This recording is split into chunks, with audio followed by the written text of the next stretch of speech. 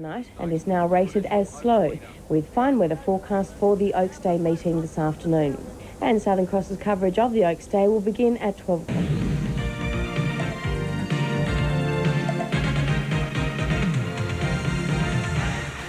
There is something about these outstanding 3-year-old fillies. The ones who step out today, Ladies' Day, to contest the time-honoured Oaks Stakes. Perhaps it's the way they delicately balance their awesome power and absolute courage with poise and charm. Traditionally, the victors of this blue riband take with them more than simply first prize.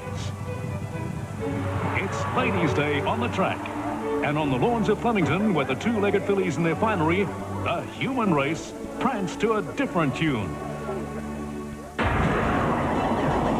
All in all, Oaks Day at Flemington guarantees every head, everywhere, will be turned 1,000 times over. Southeastern Star went up wide as they made the turn. Lady Purpose in front, 5.50 to go. India's Dream went up quickly to second, then High Pressures. Richfield Lady running on. Yodel's got shuffled back through the pack as they enter the straight, 400 metres to go. And India's Dream has taken the lead from Lady Purpose. A length and a half away. Richfield Lady now knuckling down the favourite. She loomed up to hit the front from India's Dream, Lady Purpose. Yodel's was out and running on strongly from Southeastern Star. Richfield Lady loomed up to hit the front from India's Dream, 200 to go. India's Dream, the grey, and Richfield Lady. Richfield Lady the outside, just got ahead in front. India's Dream kicking back the inside, but Richfield Lady is the outside.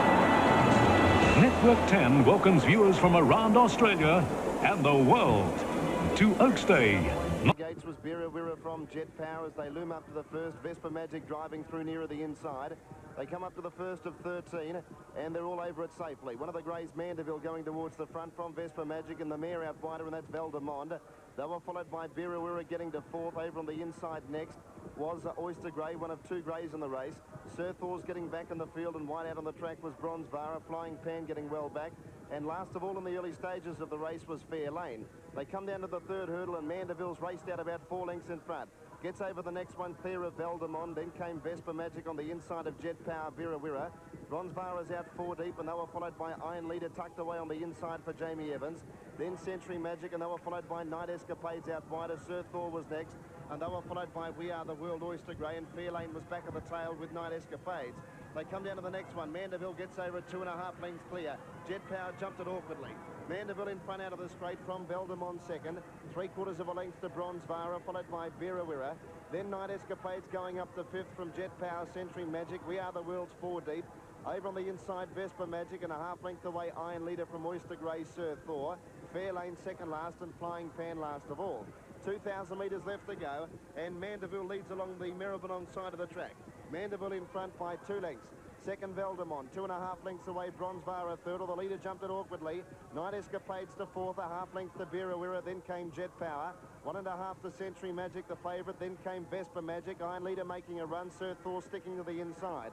We Are the World's been 4 wide from the start, then Oyster Grey, Flying Pan, and last of all was Fair Lane, about 8 to 10 lengths off the lead. Mandeville's not jumping well, and Valdemond sprinted past it. 1,600 metres to go as they pass the halfway point. Valdemond, the mare, in front from Tasmania. By 2 lengths to Night Escapades closing. 2.5 to Mandeville under some pressure. Then Bronze Vara the inside, followed by Birra and Jet Power. Iron Leader sneaking closer. Century Magic was out wider, followed by We Are the World and Sir Thor. 2 lengths to Fair Lane, Flying Pan. Oyster Grey was over on the inside, and 2 lengths away last of all was Vespa Magic, the outsider. Valdemond at the 1,200, led by 2 lengths to Night Escapades. They're 4 or 5 lengths clear now of Jet Power, followed by Birra on the inside, making some ground. Century Magic out wider, running on now with Iron Leader, and they were followed by Bronze Vara, Mandeville. Sir Thor was next. Fair Lane out wider. Well back was Flying Pan as they get over the next one. Oyster Grey over on the fence, and then We Are the World, and 20 lengths away than a Vespa Magic. 700 metres left to go. Valdemond by a length and a quarter. Night Escapades. 2 lengths away, Century Magic and Jet Power. Then Birra, Iron Leader. They're starting to close on these leaders.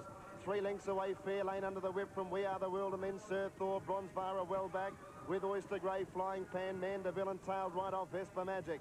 Around the turn, 550 metres to go. It's Valdemond.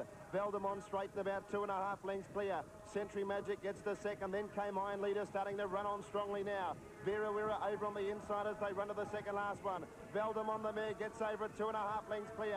Iron Leader and Century Magic closing, and Oyster Grey from a long way back. Iron Leader and Jamie Evans loom up on the outside of Valdemond. They've one to get over. They draw to it. Iron Leader's down. The leader's gone down. And there's another one that almost lost the rider. Valdemond's in front. Century Magic's diving at it. Valdemond a length in front of Century Magic and Oyster Grey. The mare's hanging on though, and Valdemond wins. Valdemond by a head to Century Magic. Oyster Grey third. Fairlane was fourth. Then came Vera Wira, Flying Pan.